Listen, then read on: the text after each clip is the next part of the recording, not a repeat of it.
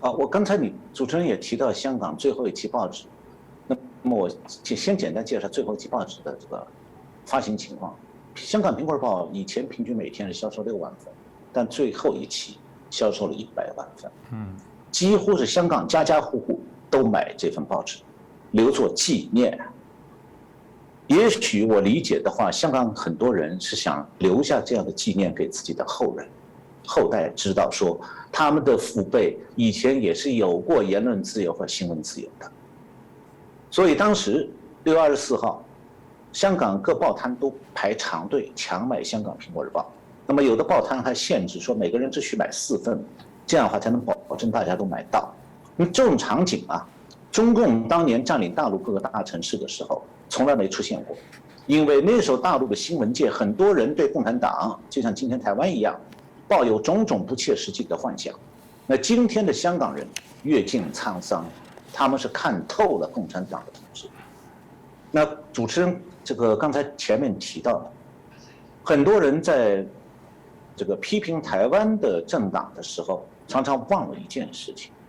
你在台湾能够公开批评执政党，那叫什么？那叫政治自由。大陆有吗？香港有吗？没有了。香港曾经有过，《苹果日报》之后，从此没有言论自由，也没有政治自由了，那就不一样，那叫专制制度。如果搞不清专制制度和这个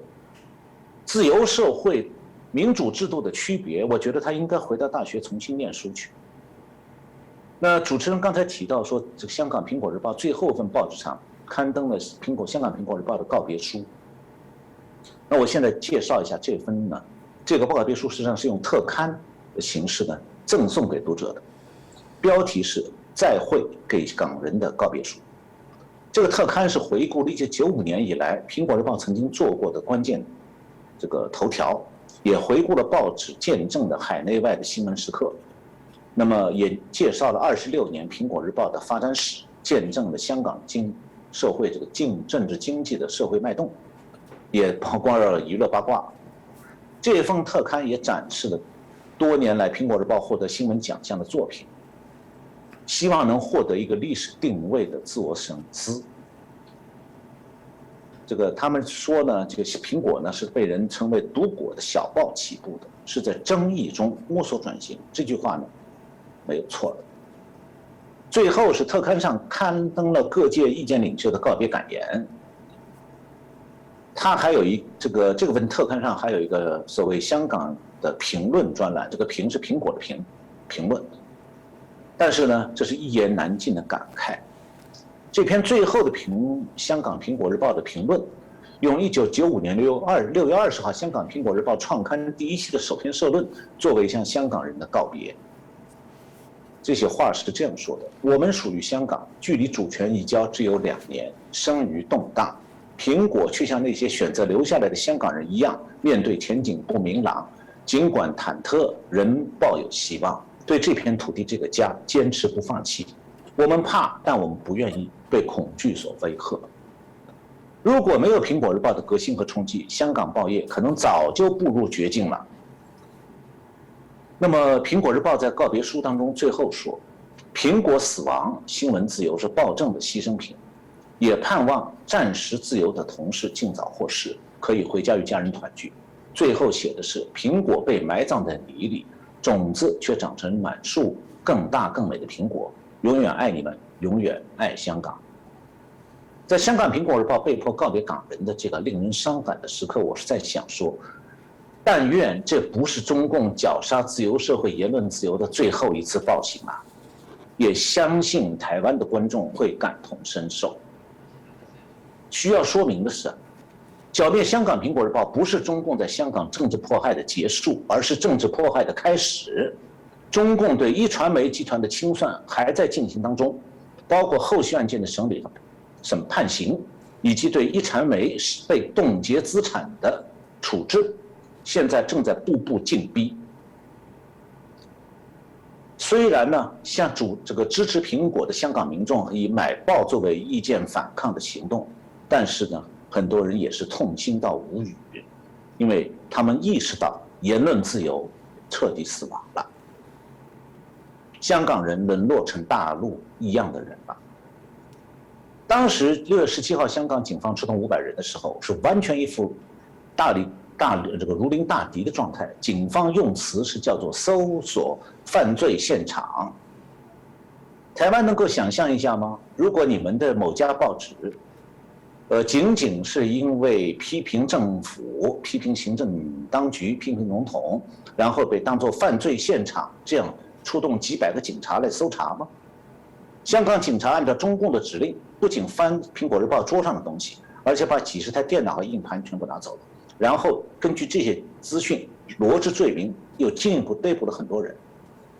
从中共的政治逮捕行动可以看出啊，中共恨的不只是香港苹果日报的创办人，现在关在监狱的黎智英，也不只是恨那些被捕的、现在遭到起诉，而且香港法院拒绝保释的有2个人，一个叫做《一周刊》的行政总裁张建宏，一个是香港苹果日报的总编罗伟光。他同时还恨其他的人，恨谁呢？恨那些敢于写批评中共评论文章的苹果日报的主笔。6月23号，香港警方以涉嫌串谋勾结外国和境外势力危害国家安全罪，到家里拘捕了55岁的杨清奇。杨清奇是这个香港苹果日报的主笔，笔名叫李平，是个福建人。上海复旦大学毕业，90年代移民香港，曾经担任香港苹果日报的中国组组长，后来成为苹果日报社评论，就苹果的评论的主笔。过去主要是撰写中港还有国际时政的评论文章。然后6月27号深夜，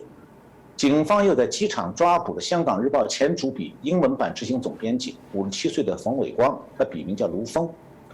冯伟光显然已经被中共列入黑名单，当时他准备搭乘航班离开香港前往英国，结果被警方国家安全处在机场拘捕，罪名也是串谋勾结外国势力或者境外势力危害国家安全罪。如果中共哪一天在台湾用这个罪名，台湾会有多少人被捕啊？那冯伟光是道地的香港人，他是1997年就为苹果日报撰写社论的，离之前是担任苹果日报英文版执行总编，他也是这个苹果日报重新闻的专栏作家。很显然的，中共抓这些主笔啊，为的是寻找和这个报评论组有联系的境外或者内地的评论员。那么如果境外的，他就把这些关系用来构陷香港苹果报，作为勾结敌对势力。那么如果这些人评论员在大陆内地，那就到内地城市抓人。也就是说，中共对所有不顺从的人一律视为敌人和敌对势力，采用的是所谓对敌从严的打击手段，不仅仅是斩草除根，而且为了恐吓香港社会。那么这套手法，中共会用到任何他想控制的自由社会，包括台湾。那么这种政治迫害会步步升级，扩大范围，用算旧账的方式组织编织罪名，连同私人财产一起抄走。这就是为什么中共要下令港警全面查抄苹果日报大楼，抄走电脑和硬盘。所以苹果日报事件并不是香港的事件，它对台湾有同样的警醒作用。